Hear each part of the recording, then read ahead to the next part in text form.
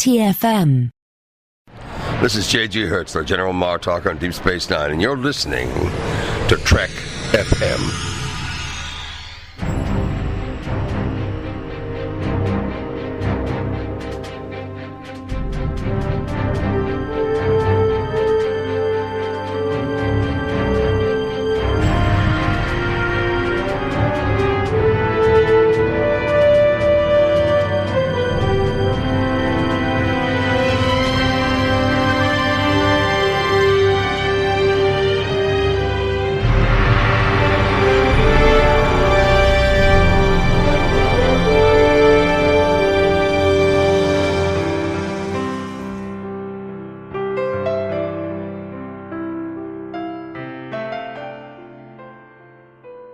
Welcome, Niners, to another episode of The Orb, our dedicated Deep Space Nine podcast. I'm Christopher Jones, and with me, as he always is my esteemed co-host, Matthew Rushing. And Matthew, be careful with those magnesite drops that you've got there. You do not want to get that on your keyboard.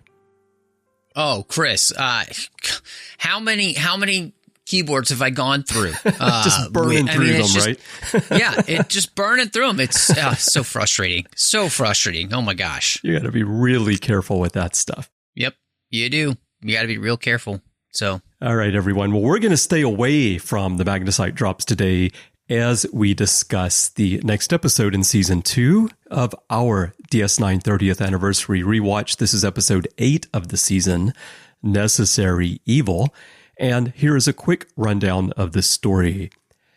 When someone attempts to kill Quark, Odo starts down a path that leads him to reopen a 5-year-old murder investigation. Dating back to the days of Terok Nor, the mystery centered on a familiar face, Kira Nerys. After seeing her as a prime suspect in the killing of a shop owner named Vaatrik, Odo ultimately dismissed her involvement, in part to protect her from Gul Dukat, but never quite let go of the unsolved case. The presence of Vaatrik's widow aboard DS9 alongside the attack on Quark, together with the discovery of a list of 8 Bajoran names, sets Odo into full Columbo mode, and what he ultimately uncovers may change how he sees Kira forever. So, Matthew, this was a case of the writers wanting to really show us Odo as an investigator. And so they turned to that classic TV detective formula and gave us a story about Odo's time aboard Terok Nor.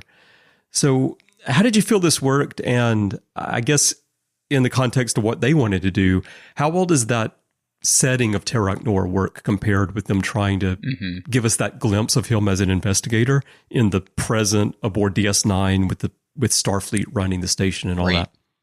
Well, I mean, when you said that he went into full Columbo mode, all I could think of was full Columbo mode, full Columbo mode. Exactly. I know he becomes Columbodo. Yes, I know the Bashir likes Secret Agent Man, that's right, but Odo likes Columbo mode, and it is really interesting because this is one of those places where, like most of the Star Trek shows, when you want to showcase a character, you kind of set them in a place into which their main character trait can be portrayed. And so Odo getting the opportunity to do what we know him to be as the constable was fascinating. I mean, I think even just us getting the story of the first time he is, quote unquote, the constable. I mean, Kira is the one who gives him that name, actually. She's the first person who calls him that, which I found really fascinating. And so this whole thing is one of those places where Deep Space Nine really did seem to be on target for the way in which it could tell a story about a character like Odo. And I think the going back in time to Terok Nor, I mean, is such a pivotal moment here for Deep Space Nine anyway, just because, we've heard a lot about the occupation, But here, we actually get the opportunity to see it firsthand. And really get an opportunity to see what it was like for the Bajorans to live during that time period, what was going on this space station, how bad the living conditions really were for everybody involved. And so to me, look, you could easily have done this just being a murder investigation of somebody wanted to kill Quark, and you kept it on Deep Space Nine and in that time period. But this, I think, is so much stronger and so much better and so much, and I don't know if it well thought out is really the thought process or the right word, but it does seem like, I'm just going to say, I think it's more well thought out to put it back in time because of all the things it does for the character of Odo, for our understanding of the Bajorans, what they've been through, for our understanding of Kira herself, the whole, conundrum that the Bajorans found themselves in and how they would fight the Cardassians. I mean, there are so many different little things in here that build into the greater mythos of Deep Space Nine, all within this episode. And that's all because you chose to go back to Terok Nor. Right. Yeah. And if you hadn't done that, half of those things wouldn't exist in this episode. So really smart. That's a key. Yeah. That's a key thing, right? That because they went back to Terok Nor, they're able to tie in all those things that you describe, which if they had done it in the present time frame on DS9, it would had to have been like Odo's looking back at records or something, and he's kind of reminiscing, although that's probably not the right word in that situation in terms of how we would feel about what happened. But by going back, they're able to give us something that's much deeper than the typical murder mystery.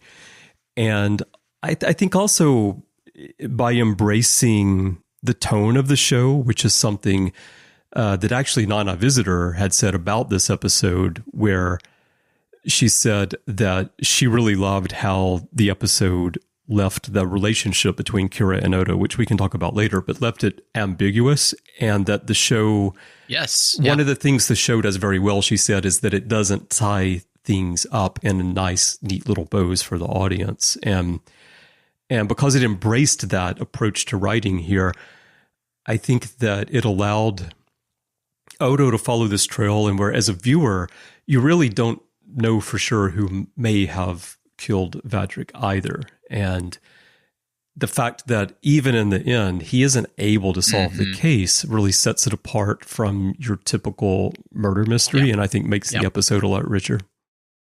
Well, and I like what you said, because I think one of the keys to this is that, my wife was watching this with me before she had to leave this evening, and she's not really seen too much of Deep Space Nine. She's seeing like an episode here and there because I'll be watching it, for this show. She's almost finished with TNG, so at some point we'll dive into Deep Space Nine. But she had to leave the room. She came back, and the episode's just about over, and she's like, asking me the questions about what happened and what was the ramifications and all these things. And it was, she hadn't quite figured it out, but then she asked, she was like, was she the killer? And so that was really interesting, because she had watched enough of the episode to kind of pick up, maybe there's something more to this. And she's just really good at that stuff in general. But I do think that that's one of the beauties of the episode, because the way it's written, and because the show has done such a good job, and even this episode has done such a good job of explaining to us how smart Odo is. I mean, basically he's the Sherlock Holmes, the way he can read people, the way he can tell all these, physical cues and all those kind of things. You trust him when he says that he believes that Kira was not responsible, and that's why he let her go in the first place. And that really makes the reveal at the end have more punch to it, because we are predisposed to believe Odo to know the truth from a lie. Right. Yeah, and I like the way that he answers Dukat, because Odo's aware that Kira's doing some stuff that would not be legal. The Cardassians she's warning him that she would be executed if Dukat were to be on her trail. And the way that he answers Dukat, he does it without lying. He says, I'm convinced she did not kill him, right? So the direct statement, it wasn't like, I'm convinced she's completely innocent of everything that she could possibly have done, but he answers clearly to Dukat, I believe she did not commit the murder. And so he's being very honest there. You mentioned how he picks up on physical cues. And one thing I noted is that it's interesting multiple times in the story how he picks up on facial expressions and the conditions of people's faces as a clue to whether they might be guilty or what they might have done or their situation. And I just find that interesting as someone who, for Odo, as someone who really has trouble doing faces. He seems to be very attuned to other people's faces. Mm-hmm. Yeah. And maybe that's because he's spent so much time truly looking at a person, right? Mm-hmm. Because he is working to mimic. And so therefore that's what gives him this ability, because but he can't quite do it, right? But it is the study of the human face that leads him, to be able to actually pick out all of these variations, because those are all the things he's thinking about. How do I do this? How do I do this? He's studying in the same way, like, a painter would study their muse and try to get every little intricate detail just right so they could capture that person in a way that made them feel real on the canvas. And Odo is the canvas, right? And so I'm sure too, even just practicing all of these type of things in the mirror. Yeah. So I really like that as well. I think that's another key element here, where it's like, yes, we have told these type of stories before in Star Trek many times, and yet this is a story that could only be told on Deep Space Nine the way it is because we're leaning into who Odo is as a character, as opposed to it's just another murder mystery story. Yeah. And I was thinking Odo could, if he wanted to, he could literally be the canvas. Just he could. And he could paint himself if he wanted. Paint himself. So it's a little awkward, but Yeah. Well, sort of keeping on the theme of what we're talking about, but switching gears a little bit. Going back to the past, like you said, it gives us a glimpse of how the conditions were on Terok Nor back then for people. It is interesting that we find out that the way the Cardassians would handle a murder is to just round up 10 random people and execute them to send a message to the murderer. Like, what's the message? Like, don't do it again? Or, hey, someone else might kill someone and you might be one of the 10 people we round up next time. I thought that was a very harsh but important glimpse into kind of the Cardassian way of thinking. Yeah, I mean, I like that you bring that up as well. And I do think that is one of the things that shows us how the Cardassians are so overconfident, right, in themselves that they don't even work to solve a murder. They just indiscriminately start rounding people up and shooting them and hope that that's a deterrent, and really what all that's doing is continuing to fuel the fires of the insurgency. Yeah, right. And so the groups that they would call terrorists, the group that obviously Kira is a part of, the Bajoran resistance here, is going to be fueled by this type of behavior, and so it is fascinating to me that the Cardassians would be so short-sighted. But I mean, I think that anytime we look at true totalitarian regimes around the world, most of them are so enamored of their own power and think themselves so untouchable that you end up with them doing things like this that just fuel the fire of resistance. And so... Because they're not worried about the resistance, because they don't believe the resistance can ever overthrow them anyway. Exactly. Yeah. I mean, because they're fools. So, that's the interesting part here. So, no, I really appreciate it. Again, there's such wisdom for the writers here to put this back in time. And I correct me if I'm wrong, Chris, but I do believe this is actually really the first time that we travel back in time to Terok Nor. Yeah, this is the first time we actually get to see Terok Nor, which I think is, again, it's incredibly powerful because it's one of those things that we've not seen before, but the whole story revolves around this, what has happened in, the last 50 years under the occupation. Yeah. And I think it was really important for us as viewers to actually see this. And then, of course, it opens the door for us to do it more.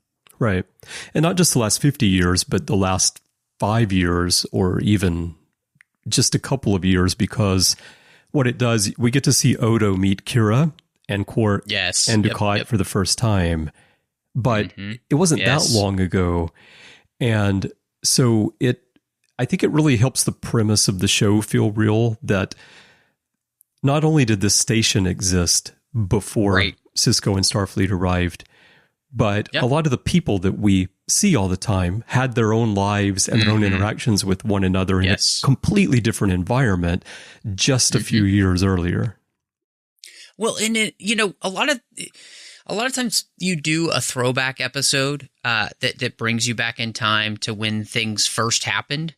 And a lot of fans can kind of be like, oh, okay, so this is where we meet everybody. With this episode, it feels so organic. Like, oh, there's Gul Dukat, and there's Odo meeting him for the first time, and there's Quark, and there's Kira, and none of it feels forced or like, oh, we're just trying to drop member berries in. It does feel as though I'm just experiencing as Odo remembers it, and therefore, like you said, this becomes a really pivotal episode of the series because it introduces us to all of these characters the first time they are introduced to each other, and it juxtaposes them with who they were then and who they are now. Yeah, because it keeps going back and forth, right? Yeah. Yeah, it's not like the Friends episode where we learn how all the friends met each other, right? Yeah, right, exactly. One other thing I wanted to say about the setting in the past in terms of the investigation is that I think that the environment of the station allows the writers to tell a mystery and an investigation that feels more real to us than it would in the present time frame, because I feel like if it were on DS9, if he had been investigating the case from the past on Terok Nor in the present time frame, there's like a lot of technology that he probably would use, like a lot of Starfleet technology that we're familiar with and that would make it easier for him. But it feels a lot grittier being on Terok Nor. It feels a lot more like a present day detective trying to uncover clues and follow a trail somewhere. Yeah, agreed. And it does make for just a more interesting story in that sense, because we're having to see Odo just rely on his natural talents. And again, too, this is just something where we also have one more piece of the puzzle about who Odo is, right? The fact that ever since that he's existed, he's been driven by this desire to see justice done. And he has an innate sense of what justice is and what it isn't. And I think that is just a little bit more of that puzzle piece for, the grand picture that we don't have yet at this point in the series as to who Odo is going to be, which, I don't even think the writers have a complete idea at this point as to who Odo is going to be. Yeah. And yet they keep adding these puzzle pieces that build this picture, and it just continues to get kind of more and more fascinating. And as they do that too, it's like it leads the audience to wonder, right, about who this character is and what's making them tick. And again, we answer one of those questions about what makes Odo tick. Yeah. So what makes you tick? It reminds me of the news radio episode. Well, nothing actually, because I'm not really a solid person. So. That's right. Reminds me of the news radio episode where James Caan comes to the station to shadow Bill, who was played by Phil Hartman, to do a movie, and he just wants to observe. And Bill's like, "So you want to know what makes me tick, right?" James Caan's like, "I don't care what makes you tick." Anyway. Yeah, it's interesting here. This could fall into that category of Dominion breadcrumbs, and I don't think we've ever included this one when we've talked about them before. But just as the writers are trying to figure out who the Dominion is going to be and Odo's connection to the founders, his log where he says, "Nobody ever had to teach me the justice trick. That's something I've always known. A racial memory from my species, I guess. It's really the only clue I have to what kind of people they are." Is interesting to hear watching it back when you know the whole story and where it goes. And absolutely. And this episode, by the way, is the only episode where we ever hear Odo narrating logs in the kind of traditional Star Trek style of a log narration. So it's kind of interesting. Another thing here I wanted to ask you about, Kira tells Odo that one must always choose a side when Odo is saying, well, he's an outsider, he's neutral. And he does come down on a side ultimately in this story when he has to protect Kira from Gul Dukat. He's in a sense taking a side, although I'm not sure that he thinks he is. What do you think about her statement in general? Because DS9 is very much this show about shades of gray and not really coming down clearly on one side or another. But do you think it's actually possible to remain neutral when you have all these different forces pulling at you from different directions? Well, I love the question about whether or not Odo thinks he is.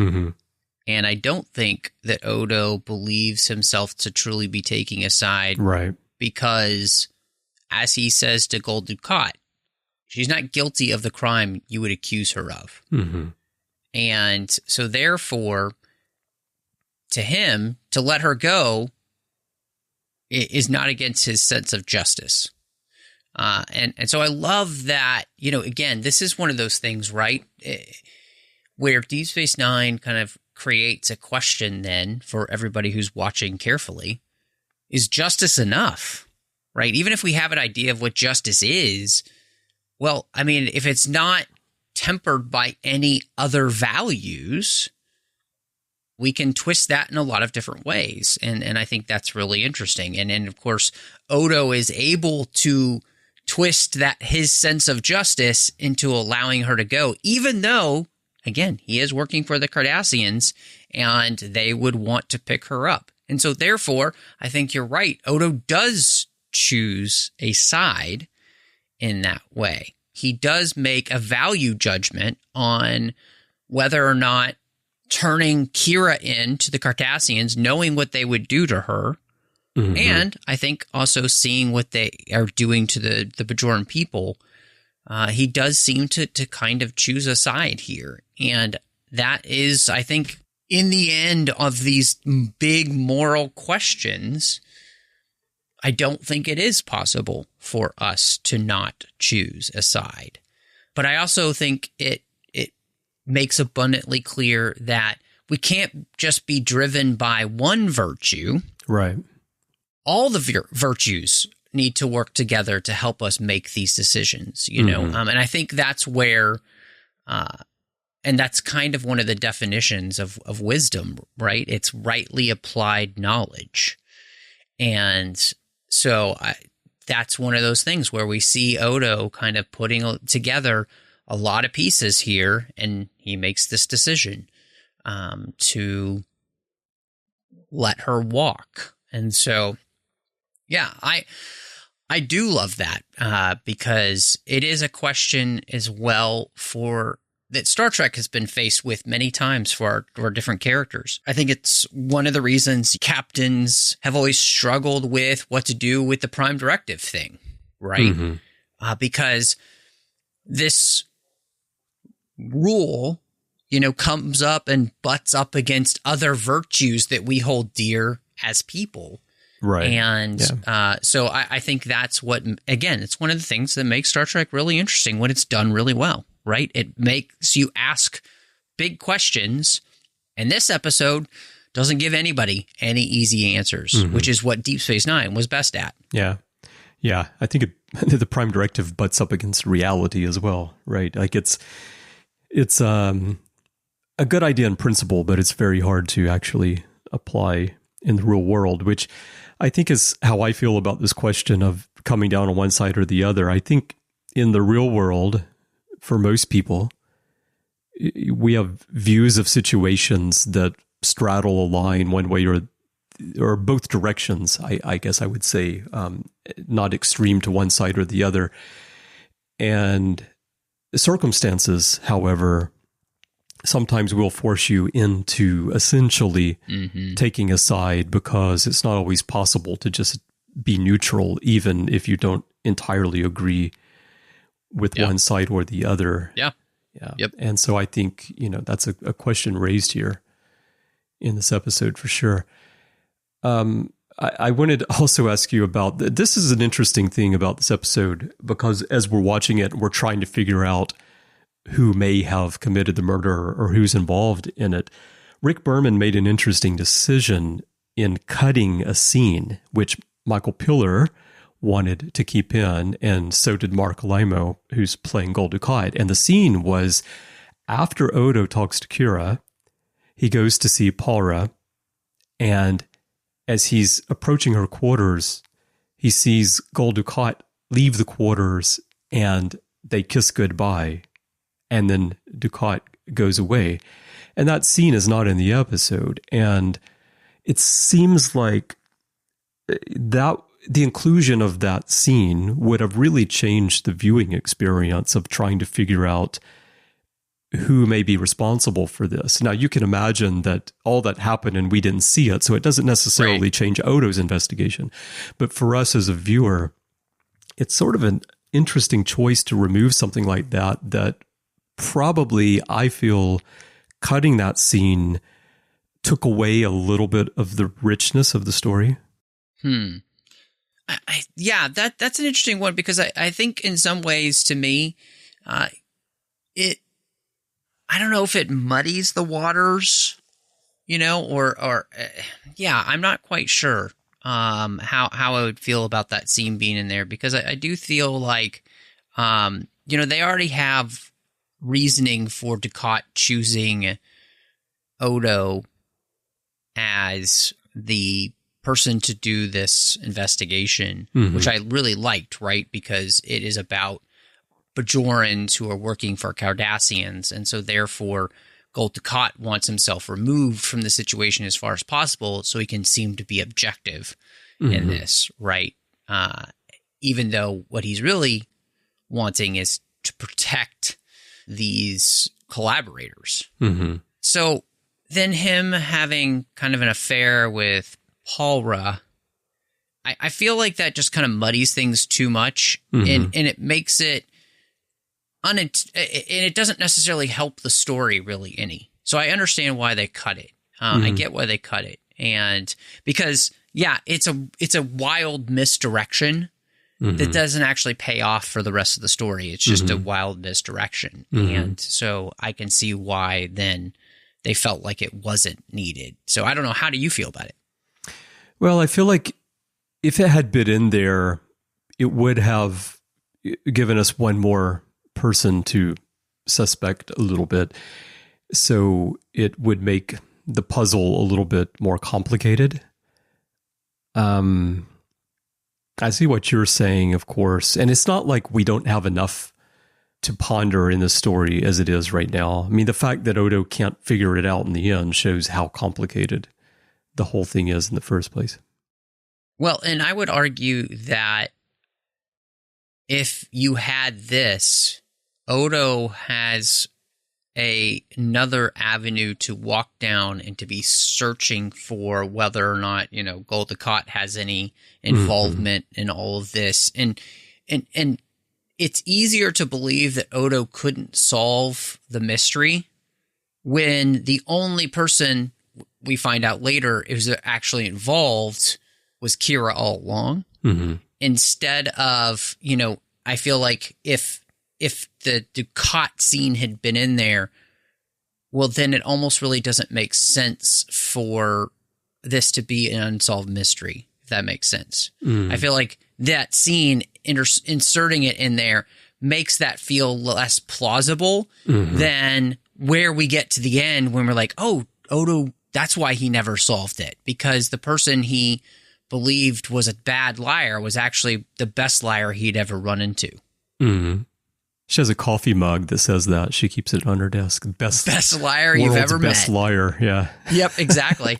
Forget world's best boss. World's best liar. Yeah. Which, makes you wonder about the truthfulness of that coffee mug. So, coffee mug is also a great liar. Yeah. They usually are. So, yeah. All right. Well, that's an interesting view as well. It's also interesting just thinking about how, the creative collaboration of deciding what to keep and what to cut, and, the reasoning behind it is interesting to ponder. Well, I guess our last point here before we wrap up is Kira and Odo themselves, the relationship. We're still quite a long way away from situations like Heart of Stone, which is going to come up almost a whole season. It actually is more than a whole season from here, which is an important episode to give insight into their relationship. But I've been getting the feeling a little bit, you can tell that like Odo has some kind of feeling or connection or something for Kira, just a bit. And I think that Renee does a good job in this episode of like conveying that a little bit very subtly towards the end, especially when Kira comes and actually reveals to him that she was responsible all along. And he legitimately seems hurt that she didn't open up to him to this point, right. Which is an interesting thing to think about given what he is actually as a changeling, the level of emotion that he seems to have as someone who's really not a humanoid. I found it interesting as well in the way that Renee portrayed that. But how do you feel this informs, I guess I would say, the writing of these two characters and the eventual development of their relationship from here on? I mean, I think the thing that this does for them as characters is that it truly heightens their relationship. It shows that they have a very deep relationship in general. I mean, the fact that Kira was afraid to tell Odo because she has such a high regard for him and she doesn't want to ruin that, I think speaks volumes for even just Kira and herself, right? I mean, I think one of the things it does for Kira is that it reminds us that she still has a lot of guilt about all the things that she did do during the occupation and as a part of the Bajoran resistance. And Odo's high view of Kira and who she is means a lot to her. And I think when you put it in that context, it makes sense as to why she would not want to ruin that. Because, again, Odo is a person that she respects, I think, especially because of the choice that he made to save her when he knew that she was doing something nefarious, at least in Cardassian terms. And so I love that. But I also really love the way in which this does leave Odo in a place where, again, is he going to choose a side? Is he going to be able to see past that and to basically let that go, even though his core value is justice, and not allow that to affect his view of Kira and their relationship? And again, that's the ambiguity that we get at the end of the episode. What's going to happen? Is that going to be able to happen? And that's what we see kind of play out through the the next few episodes and the rest of the series is, and so that the beauty of that is that it's such a human thing. We all have to deal with this when it comes to people in our lives, because everybody is going to let us down.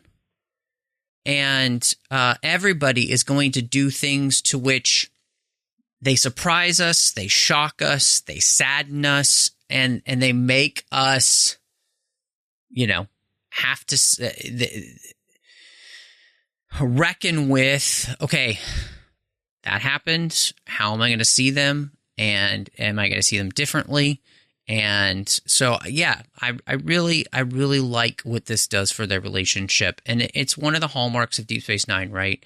Because there's even a little moment there where when Odo is questioning Rom in the bar and Sisko's standing there and they start doing good cop, bad cop. Yeah. Just instinctively. Like, it's another great little moment, So there's so many wonderful little moments that happen in this episode that are relational for these characters. It's fantastic. So, man, the writers here just kind of knocking it out of the park. Yeah. Well, what are your final thoughts and what's your rating for this one? Yeah, I mean, this is a watermark for me for the season in the sense of the genius of going back in time to inform the present. This isn't one of those places where, many times that can be a cheat for a series to go back in time or just to do a flashback, right? So that you can make something feel legitimate for what you're going to do next. But that's not what they're doing here at all, right? Your favorite example of what they did on, Discovery, just so that, you could kill a character. I mean, they're not playing that game here. They truly are trying to, they're trying to expand the emotional range of these characters in their own relationships with one another. And man, they knocked this one out of the park. I'm going to give this 5 out of 5 secret lists, because I really do think that this is a phenomenal episode of Deep Space Nine. And even if you've seen it multiple times, the character work makes all of the reveals still have meaning. They kind of still get you because of what happens in the end. Yeah. My final thoughts echo that pretty well. Like you said, they're not doing the flashback to justify anything that they're doing in the story. They're actually building relationships over time, and what we see in the flashbacks really have ongoing consequences to the characters as individuals as well as the relationships they have with each other, and makes those characters richer for us as viewers as well. So I think it is one of the best episodes, certainly, of the season. But I mean, there are a lot of really strong episodes throughout the 7-season run of the show, but this is definitely up there as some of the best work that they do with the characters. And so I'm going to give this one 100,000 Bajoran Litas. Nice. All right, everyone. We would love to hear your thoughts on Necessary Evil. There are many ways for you to share those with us. Perhaps the best way is to go to Facebook and join the Babel Conference. That is our listeners group. It's there to extend the discussions beyond the podcasts. So if you're joining for the first time, please do answer the questions and agree to the rules of the forum so that I can let you in. You'll find a post there on the timeline for this episode, and you can share your thoughts with Matthew and me and fellow listeners right there. Of course, you can also send us email. Go to our website, trek.fm/contact. Use the form you find there. Choose to send to a show and choose the orb, and that will come to us by email. And you can find us everywhere in social media. Our username is TrekFM. And if your podcast app of choice allows you to leave a rating and a review, we'd love to get that from you as well. Now, Matthew, when you're not inventing new ways to store things microscopically, where can people find you? Well, Chris, when I'm not doing that, you can find me all over social media. under the name Matt Rushing02. You can also find me here on the network talking about all of those franchises outside of Star Trek that we love on the 602 Club. You can also find me over on the Nerd Party doing a couple of shows. One is called Owl Post, about every single chapter of the Harry Potter series, one chapter at a time, and on Aggressive Negotiations with John Mills, as we're talking about Star Wars each and every week. But Chris, when you're not trying to figure out how you're going to wrangle that bar from your best friend, where can people find you? Yeah, one of these days that bar is going to be mine, but not today, so I'm going to have to cry out loud at the top of my lungs. Taking lessons from Rom, learning how to do that the best I can. Can you imagine being on the set when that was going on? Oh my gosh, no. Oh, man. All right, but you can find me elsewhere on the network, as you mentioned, doing all those shows with you. Larry Nemechek and I have recorded a new episode of The Ready Room where we look back at Season 3 of Strange New Worlds. So that should be out by the time you hear this. If not, it will be soon. And you can find me in the back catalog on lots of shows from the past 15 years if you want to hear my thoughts on a wide range of Star Trek. And if you'd like to help us keep all of that going, this rewatch, everything we're doing, we could definitely use your help. To find out how to support the network, please visit patreon.com/trekfm. That's patreon.com/trekfm. We would not be here without your help.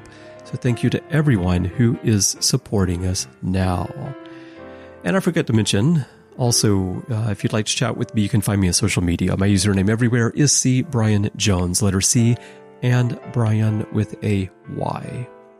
Well, Matthew, I'm looking forward to next time when we get our second sight and maybe see people who aren't really there.